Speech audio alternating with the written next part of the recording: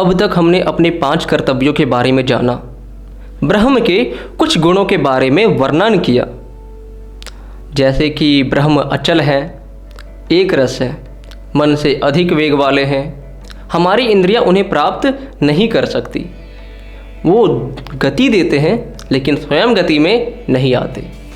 जो कोई इस ब्रह्म को हर जगह देखता है वह निंदित नहीं होता, और ना तो उसे मोह होता है ना ही शोक होता है। इतना कुछ जान लेने के बाद भी क्या कुछ ऐसी बातें शेष बची है ब्रह्म के विषय में जानने के लिए? जी हाँ।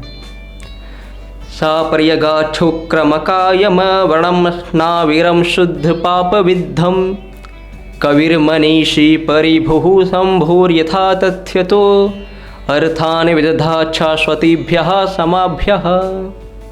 आखिर इस मंत्र का अर्थ क्या है, आइए जानते हैं। नमो नमः। मैत्रेयी वाणी इस YouTube चैनल पर मैं मैत्रेयी कश्यप आपका हार्दिक स्वागत करता हूँ। आखिर इस मंत्र का अर्थ क्या है? तो यहाँ पर ब्रह्म के विषय में सबसे पहले ये बात आती है कि वह सर्वत्र व्यापक है। आखिर हर जगह, मतलब ईशोपनिषद के हर दूसरे तीसरे चौथे मंत्र के बाद ये कहना आवश्यक क्यों पड़ रही है कि ईश्वर सर्वत्र व्यापक है। यदि आपको इस विषय में जानकारी चाहिए तो ऊपर आ रहे आई बटन पर आप क्लिक करके वीडियो देख सकते हो। एक ही वीडियो को, मतलब एक ही टॉपिक को बार बार बोलूँगा, वीडियो और लंबी होती चली जाएगी, तो प्लीज़ देख लेना। आगे बढ़ते हैं। दूसरी बात यह है कि ब्रह्म एक है, 2 नहीं है, 3 नहीं है, 4 नहीं है। ऐसे आप वेदों में देख सकते हो, बहुत सारे मंत्र ऐसा आया है जो कि ये कहता है कि ब्रह्म एक ही है, ईश्वर एक है, अनेक नहीं है। उसके बाद ये बात देखने को मिलती है कि शुक्रम, ब्रह्म का एक नाम क्या है? शुक्रम। अर्थात ये कि ये जो सृष्टि की उत्पत्ति हुई है वो उन्हीं से हुई है। यदि ईश्वर ना होते तो शायद आप मुझे नहीं देख रहे होते, या आप मुझे नहीं सुन रहे होते, या आप होते ही नहीं, या मैं ही नहीं होता। ये जो आप पौधा पीछे देख रहे हो, ये मेरा बेस्ट फ्रेंड है, हर बार मैं इसे बीच में ले आता हूँ, तो आप इसे भी नहीं देख रहे होते तो कुछ भी नहीं होता, सब अंधकार में होता। तो ईश्वर क्या करते हैं? अपनी शक्ति से इस सृष्टि को बनाते हैं। ये सृष्टि निर्माण का जो विषय है बहुत ही लंबा टॉपिक है, इस पर हम फिर कभी चर्चा करेंगे। इसके बाद जो ईश्वर का गुण है वो है शुद्धम। शुद्ध अर्थात ईश्वर पवित्र है, उनमें जरा से भी द्वेष भावना नहीं है, ना ही उनमें किसी प्रकार का विकार है, ना ही वो गंदगी में रहते हैं, या मतलब या कोई भी पदार्थ उन्हें गंदा कर सकता हो, ऐसा नहीं है, क्योंकि वो बहुत ही ज़्यादा सूक्ष्म है। फॉर एग्जाम्पल, पक्षी का जो मल होता है या किसी जानवर का, वो गंदा है और हमें गंदा कर सकता है। क्यों? क्योंकि हम स्थूल रूप में हैं, वो हमें गंदा कर सकता है। लेकिन जो अति सूक्ष्म है, जैसे कि एक इलेक्ट्रॉन हम लेते हैं, ठीक है, उसे हम गोबर में डाल देते हैं किसी भी जानवर के, या पक्षी के मल में डाल देते हैं उस इलेक्ट्रॉन को, तो क्या वो जो मल है उस इलेक्ट्रॉन को गंदा कर पाएगा? बिल्कुल नहीं। इसके पीछे का विज्ञान समझते हैं। आइए, अभी मैं सुधीर चौधरी नहीं बन रहा, सॉरी, क्या किसका नाम ले लिया, चैनल बंद ना हो जाए मेरी तो आइए इसके पीछे का विज्ञान समझते कैसे। जैसा कि हम सभी जानते हैं कि इलेक्ट्रॉन, प्रोटॉन, न्यूट्रॉन मिलकर के एक एटम बनता है, बहुत सारे एटम मिलकर के एक मॉलिक्यूल बनते हैं, बहुत सारे मॉलिक्यूल मिलकर के एक ऑर्गेनिक कंपाउंड बनता है, और वही ऑर्गेनिक कंपाउंड तो गंदा होता है ना, जो वो एक मैटर का रूप ले लेता है। लेकिन उसको हम ब्रेक डाउन करते जाए, तो क्या उसका जो इलेक्ट्रॉन है या न्यूट्रॉन है या प्रोटॉन है, क्या वो हमें गंदा कर सकेगा? उससे भी सूक्ष्म जाते हैं, ठीक है। क्वार्क, क्या वो हमें गंदा कर पाएगा? उससे भी सूक्ष्म जाते हैं। छंद रश्मियाँ, क्या वो हमें गंदा ये कर पाएगा? नहीं। ईश्वर तो उससे भी सूक्ष्म है। तो इतने छोटे से छोटे कण जो है वो हमें अशुद्ध नहीं कर सकते। हाँ, वो जब एक आकार ले ले, एक रूप ले ले, तो वो हमें गंदा कर सकता है। तो आप ही सोचिए, जो ईश्वर इतने सूक्ष्म है, ये पदार्थ उन्हें कैसे गंदा कर सकता है? समझ रहे हो ना क्या कह रहा हूँ? 1 लाख का बात कह रहा हूँ, कोई नहीं बताएगा मजाक कर रहा हूँ।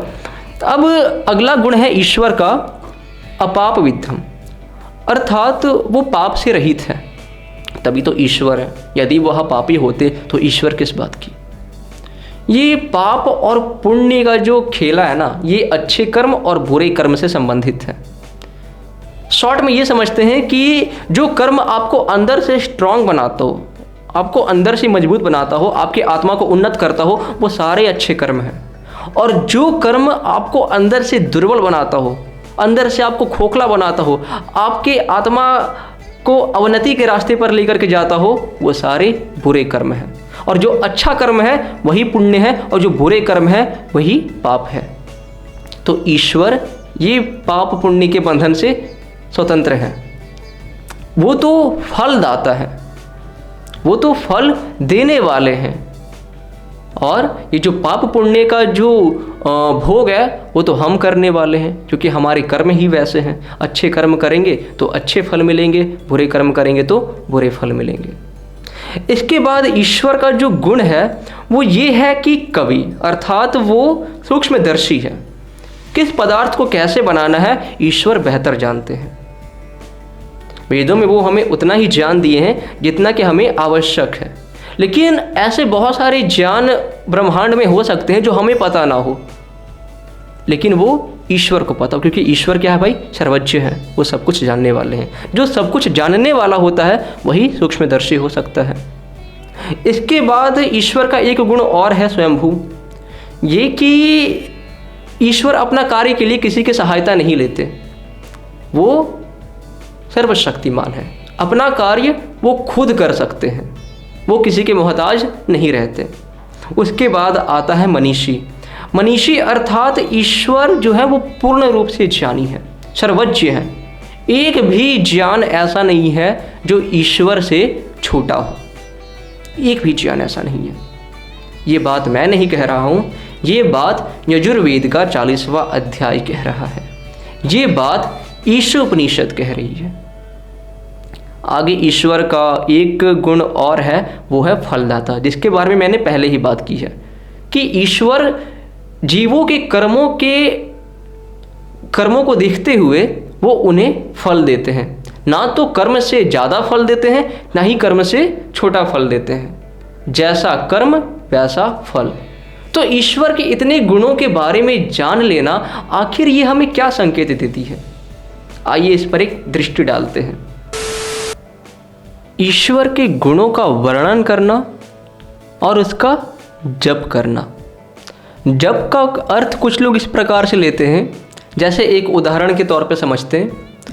कुछ लोग ऐसे होते हैं ना, बस केवल जप करते हैं ईश्वर के नाम पर, तो शिव शिव शिव शिव शिव शिव शिव, या राम राम राम राम राम राम राम, या कृष्ण कृष्ण कृष्ण कृष्ण कृष्ण कृष्ण कृष्ण।